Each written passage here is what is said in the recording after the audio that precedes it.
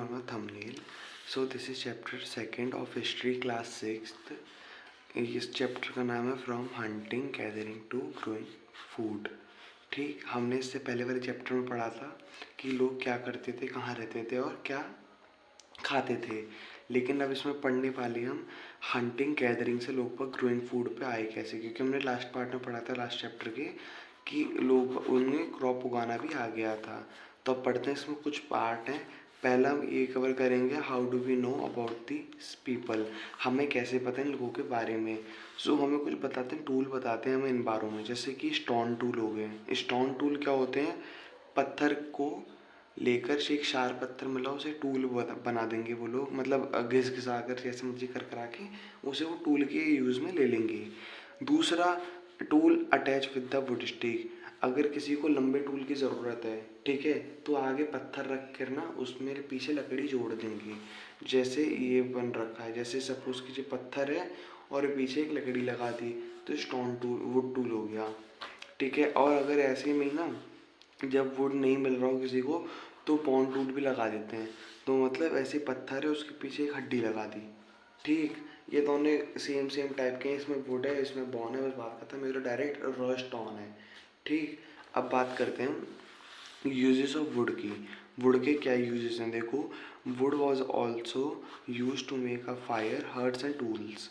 ठीक है, आग लगाने के लिए भी काम आती थी लकड़ी, घर बनाने के लिए भी काम आती थी, टूल बनाने के लिए भी आती थी, जैसा भी हमने पढ़ा. ठीक, अच्छा, वाई दीज केव्स. केव्स क्या होती हैं, केव्स होती है गुफा. ठीक है, अब गुफा कैसे, जैसे देखो पहाड़ों के बीच में ना कई सारी जगह रह जाती खाली खाली जहाँ पर कुछ लोग रह सकते हैं, तो उसे हम केव्स कहते हैं, हिंदी में गुफा. तो गुफा इन लोगों के क्यों काम की होती है. गुफा क्या करेगी, गुफा में जब आप रहने जाओगे ना तो आपको गर्मी सर्दी ठंडी से बचाएगी. ठीक, और ये जो तेज तेज हवाएं चलती हैं, जंगली जानवर जो होते हैं, इन सब से भी गुफा आपको काफ़ी हद तक बचाए रखेगी. तो इन लोगों का पीछे रहने मतलब गुफा में रहने की ना साइकोलॉजी ये थी पीछे दिमाग में कि हम इन तीनों चारों चीज़ों से सेफ रहेंगे, हमें गुफा में इतना कोई डर नहीं है औरों से. और चौथी साइकोलॉजी ये थी इनके पीछे रहने की गुफा की कि यार वहाँ नदी भी पास में है, तो जब भी हमें शिकार करना होगा तो हम डायरेक्ट वहाँ पे शिकार करने जा सकते हैं.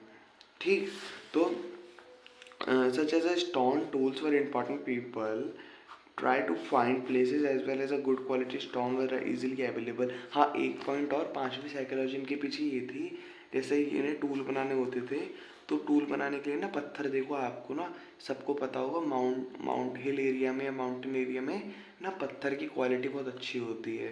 तो इन लोगों के केव्स में रहने का भी मतलब था कि हम भाई पत्थर ले लिया करेंगे वहीं से वहीं. ठीक, एग्जाम्पल जैसे भीमबेटका एक जगह है दोस्तों मध्य प्रदेश में, जो कि एक केव है पुरानी. ठीक है, बहुत पुरानी ओल्ड साइड केव है जिसमें कि रॉक सेटलर विद केव्स, मतलब गुफा बनी हुई है, वो रॉक सेटल क्या, पत्थर की बड़े बड़े बड़े बड़े पत्थर उसमें सेटल होकर वो केव बन रखी है. ठीक है, जैसे पत्थर पत्थर पत्थर पत्थर पत्थर पत्थर ऐसे करके वो इसमें केव बन गई है, छोटी सी रास्तों में केव बन गई है. People choose their natural caves because they provide shelter from rain and heat. अच्छा जी भाई, जो मैंने आपको बताया वही बोल रहा है ये. These rock settlers are to the these rock settlers to the near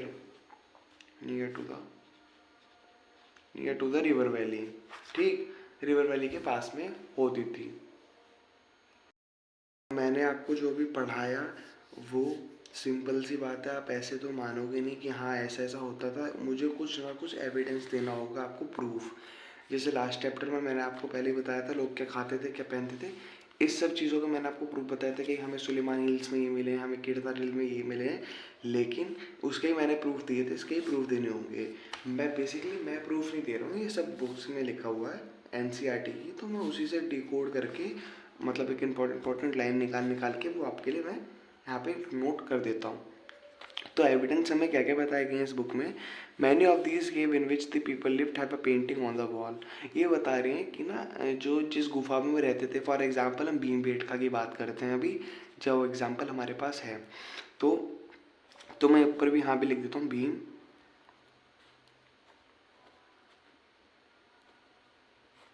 Bhimbetka. Bhimbetka. तो मैंने यहाँ पे लिख दिया, तो उसके बारे में ही बात चल रही है सर। तो उसी एग्जांपल लेते समझेंगे केव का।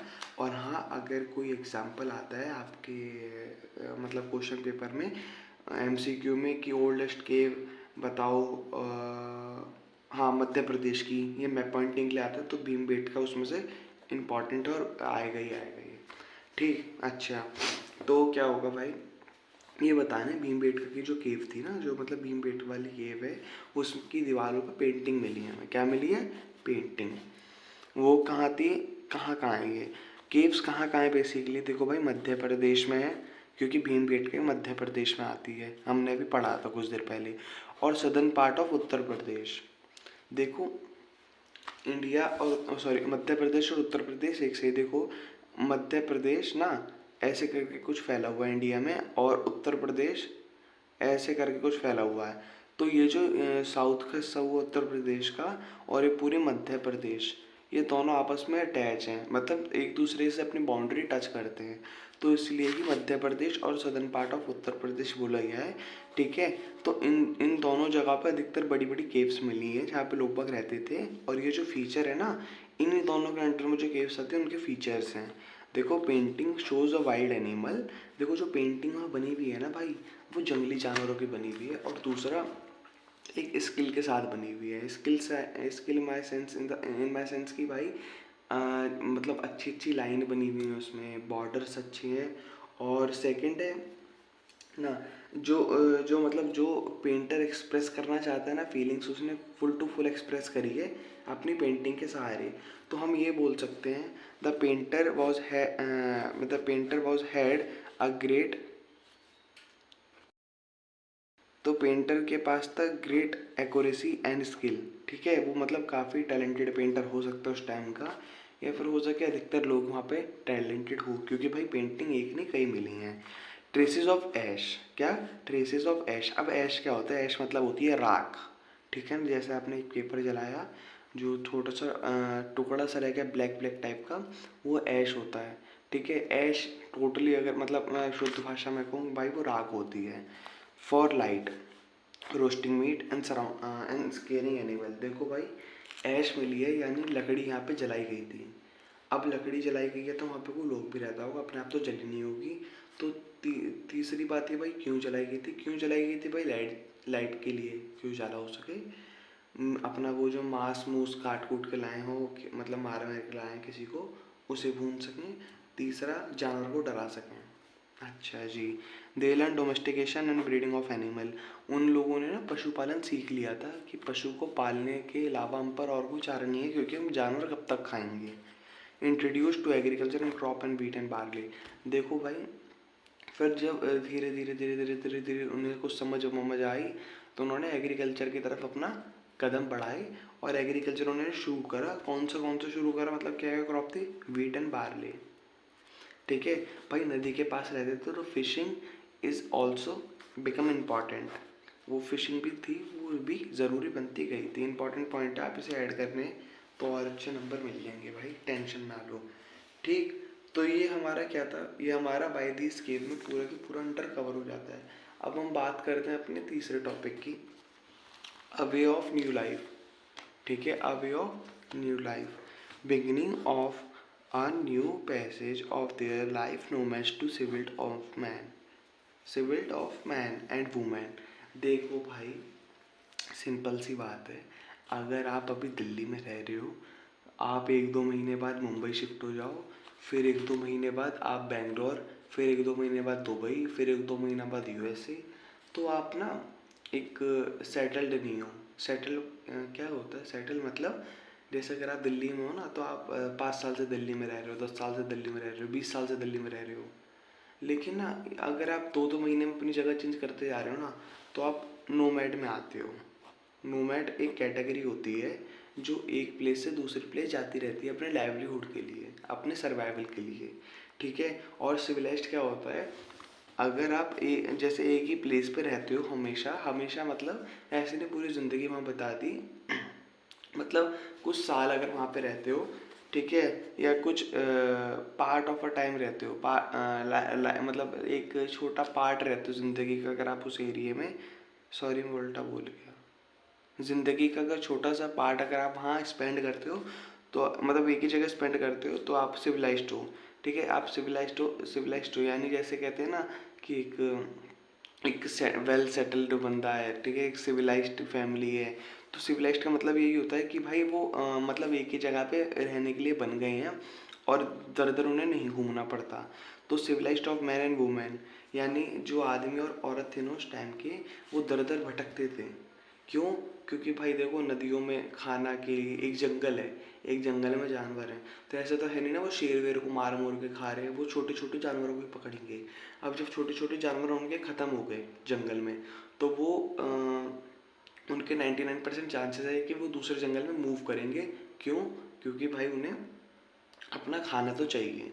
तो इसलिए ना जब उन्होंने ये एग्रीकल्चर सीख लिया, डोमेस्टिकेशन सीख लिया, फिशिंग सीख लिया, तो उनके चांसेस बढ़ गए कि एक ही जगह हम रहें। बारी बारी बारी बारी ऐसे ना करें, मतलब एक जगह जाने एक जगह आ रहे, एक जगह जाने एक जगह आ रहे वाला खेल ना खेलें। तो उन्होंने जब ये सारी चीज़ें सीख ली ना, तो उसके बाद ही फटाफट फटाफट उन्होंने एक जगह रहना चालू कर दिया। अच्छा, तो हमने बेसिकली मतलब समझ लिया कि नोमैड्स थे पहले, वो अब सिविलाइज्ड हो गए। ठीक है, सिविल्ड हो गए। They started living for a long at, देखा मैंने बोला, देखो आपको जो मैंने अभी आपको इतना लंबा समझाया ना वो इसमें शॉर्ट में लिखा है, फिर भी आप समझ लो। They started living for a long at a same place, लंबा रहने लगे वो एक ही जगह पर। भाई रीज़न क्या क्या था? रीज़न जो हमारे ऊपर थे ना, देखो एविडेंस में जो है डायरेक्ट सारे हाँ लिखा हुआ है, यकीन ना हो तो पढ़ लो। People began to growing plants, rearing animals, a good source of food as they has produce milk and meat to eat, staying for long. भाई अगर आपको मतलब लंबा टाइम रहना है ना एक जगह, तो आपको खाने पीने की दिक्कत नहीं होनी चाहिए। और मतलब उस टाइम की तो कंडीशन सिर्फ एक ही थी, खाना पीना बस। और हाँ मतलब कोई आंधी धूप और बारिश टाइप ना हो, गर्मी ना हो ज़्यादा, तो उससे भी आदमी रह लेगा। और क्या कहते हैं उसे, हाँ, और जंगली जानवरों का खतरा ना हो, तो आदमी अपनी ज़िंदगी में वहाँ पे स्पेंड कर सकता है एक लंबे टाइम तक। ठीक। अच्छा, अब हमारा अगला topic, finding out about the first farmer and herders. देखो आपको अगर याद होगा तो हमने पिछली बार ही पढ़ा था किरतारा और सुलेमान हिल्स में कि वहाँ पे ना 7,000 साल पहले, सॉरी 8,000 साल पहले क्रॉप उगाया गया था, ये हुआ था वो हुआ था। ठीक है, उसके भी हमने बताया था आपको पहली पहली बारी। अब इसमें बताएंगे फार्मर और हेडरर कौन थे पहली बारी। तो हम बेसिकली फार्मर का मतलब तो जानते हैं कि फार्मर मतलब किसान होता है। हेडर का मतलब क्या होता है? हेडर का मतलब मैंने पिछली बार ही बताया था, फिर मैं बता देता हूँ। हेडर का मतलब होता है पशुपालन करने वाला। ठीक है, पशुपालन करने वाला।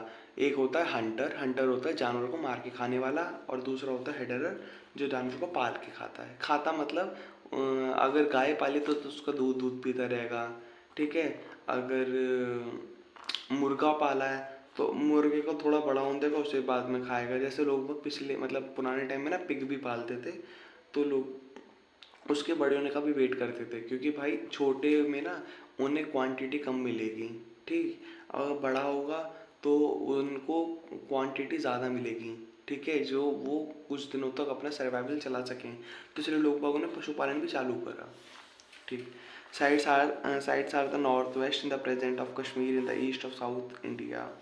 देखो भाई, पहले हमने पढ़ा था कि ना फार्मिंग कहाँ पहली बारी चालू हुई थी, वो हुई थी नॉर्थ वेस्ट में, यानी Kirthar hills, Sulaiman hills north west में थे पाकिस्तान की।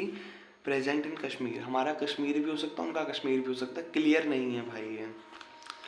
इन east and south India, east में भी हुआ था यानी वेस्ट बंगाल साइड में, और दूसरा साउथ इंडिया में भी हुआ था, कर्नाटक तमिलनाडु वाला हिस्से में, यानी ये वाले हिस्से में जो पेनिसुलर इंडिया है, इस वाले हिस्से में भी हुआ था। ठीक है, और इस वाले हिस्से में भी हुआ था, इस वाले हिस्से में भी हुआ था। तो एक मैप पॉइंटिंग के लिए बढ़िया जगह है, कश्मीर आप लगा सकते हो। ठीक, कश्मीर लगा सकते हो, ईस्ट लगा सकते हो, साउथ इंडिया लगा सकते हो मैप पॉइंटिंग के लिए। अगर इसकी कश्मीर की बात है ना, तो कश्मीर अगर इंडिया का मैप हो तो आप इंडिया का ही कश्मीर लगा देना। ठीक, अगर वर्ल्ड मैप हो तो आप पाकिस्तान में लगाओगे direct. Evidence are from plant and animals, bones and burnt grain. Evidence are from plant and burns and grain. देखो भाई, अब जो पौधे थे, एनिमल्स की हड्डियाँ थी और कुछ बर्न ग्रेन, यानी जैसे हम अपना खाना पकाते हैं ना, तो उसमें से कुछ ना कुछ थोड़ा बहुत हिस्सा या थोड़ा सा, जैसे सपोज करो आपने चावल पकाए तो चावल ना थोड़े बहुत उबल के या फिर एक आधा कैसे ना कैसे करके थोड़े बहुत नीचे गिर जाएंगे गैस पर, एक दो दाने गिरे लेकिन गिर जाएंगे, ठीक है। उसी प्रकार से ना उस टाइम पर भी अब हम पे इतनी सुविधाएं, जब हमारे ऐसा हो जाता है, उस टाइम पर तो कुछ नहीं था, हो सके उनका ज़्यादा कुछ हिस्सा रहा हो नीचे जो हमारे आर्कोलॉजिस्ट को मिला हो, बर्न्स ग्रेन यानी जले हुए या पके हुए गेहूँ हो सकते हैं, चावल हो सकते हैं, और जानवरों की हड्डी मिली हैं और कुछ प्लांट मिले हैं। अच्छा जी, इनसे हमें पता पड़ता है कि यहाँ पर ये सब चीज़ें लोग बाग रहते थे। सिंपल सी चीज़ है। अब आप ये भी सोच सकते हो कि ये चीज़ें ना, तीनों चीज़ें और भी जगह मिल सकती हैं, तो सिर्फ ये तीनों चीज़ें क्यों बताई हैं? ये तीनों चीज़ें इसलिए बताई हैं क्योंकि आर्कियोलॉजिस्ट ना एक कार्बन डेटिंग करते हैं जिससे एज पता लगती है, और उस एज के अकॉर्डिंग ना ये लोग डिसाइड करते हैं या डिराइव करते हैं उस एज की उस एज को, कि ये एज सब में पुरानी है, और तो ये सबसे पुरानी ही होगी जगह। जब तक हमें उससे कोई पुरानी नहीं मिल जाती तब तक हम उसे ही सबसे पुरानी मानते हैं। सिंपल, ठीक है। टूवर्ड्स अ सेटल्ड लाइफ, अब हम थोड़ा सा आगे बढ़ते हैं सेटल लाइफ के लिए। जैसे मैंने आपको बताया ना अभी, सिविलाइज्ड पीपल, नोमैड्स, सेटल बोलो द पीपल, तो सेटल और सिविलाइज्ड एक ही होती है चीज़ है, ठीक है, ये एक दूसरे के सिनोनियम टाइप हैं। अच्छा, ट्रेसेस ऑफ फर्ट मिले हैं, हाउस मिले हैं, साइट्स मिले, people are build the repairs and provide settler in a cold weather found cooking health both side and outside the hut. भाई ये सिंपल सी बता रहे हैं भाई, हमें झोपड़ी के यानी हर्ट्स के मिले हैं एविडेंस, लोग बागों के घर के मिले हैं, जो लोग बागों ने थोड़ा तरक्की करके ईंटों के घर बनाए थे, और खाना पकाना वकाने का उनका सिस्टम मिला है हमें, ठीक है। आज चेंजेस इन स्टोन टूल, जैसे हमने पढ़ा था ना, स्टोन टूल, वुड टूल और स्टोन टूल खाली, तो उसके टूल्स मिले हैं। फाइन कटिंग है, उनकी एजेस फाइन है, यानी जो उनके किनारे होते हैं ना वो बड़े फाइन है, जैसे किनारा है तो फाइन होगा स्टोन का, तो उसकी वो बता रहा है फाइन कटिंग एजेस। एनिमल प्लेस्टीज यानी एनिमल का वेस्ट प्रोड्यूस मिला है, वेस्ट प्रोडक्ट मिला है उन्हें। अच्छा जी, और अर्थन पॉट है। अर्थन पॉट क्या होता है? मटका, मिट्टी के मटके को अर्थन पॉट कहते हैं।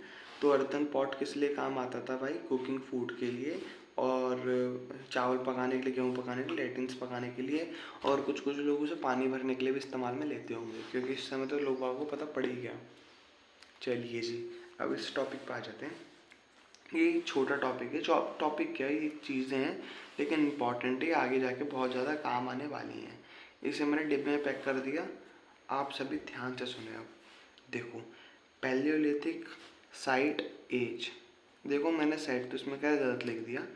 देखो पैलियोलिथिक एज, पैलियोलिथिक क्या होता है? पैलियोलिथिक सिर्फ एक नाम है जो बताता है कि 2 मिलियन से लेके 2 मिलियन से लेकर 12,000 साल तक जितना भी बीच में साल रहे उसे पैलियोलिथिक एज बोलते हैं। जैसे बोलते हैं ना आपकी माइनर एज है, एडल्ट एज है और ओल्ड एज है, तो ऐसे ही एज डिसाइड करी गई थी जो 2 मिलियन से लेकर 12,000 साल तक हो उसे पैलियोलिथिक एज बोलते हैं, जो 12,000 से 10,000 साल तक उसे मेसोलिथिक एज बोलते हैं, और जो 10 से लेकर आज तक एज चली जा रही है उसे न्यूलिथिक बोलते हैं। 10,000 साल उसे न्यूलिथिक एज बोलते हैं। बस गाइस, हमारे चैप्टर में बस इतना ही था, इससे ज़्यादा हमारे चैप्टर में कुछ बताया नहीं गया है, और भी एक आधा छोटा छोटा पार्ट और रहेगा, मतलब कुछ लाइन ही थी वो इम्पोर्टेंट लगी नहीं तो मैंने नोट्स में उतारा भी नहीं, ठीक है। अब आपको अगर इसमें से कुछ समझ ना हो कमेंट में पूछ लें।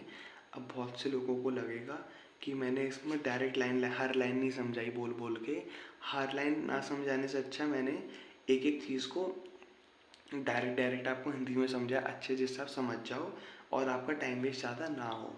सिंपल। अच्छा, दूसरी बात है भाई, सब्सक्राइब, देखो जिसे मतलब अच्छा लगा कंटेंट वो कर देना, जिसे अच्छा नहीं लगा मुझे कमेंट में बताना, मैं और अच्छा करूँगा, फिर आप वो भी सब्सक्राइब कर देना, लाइक कर देना भाई, अगर पसंद आए तो ही, समझ ना आए तो कमेंट कर देना। थैंक यू, बाय बाय, मिलते हैं कल फिर से 8 बजे। बाय।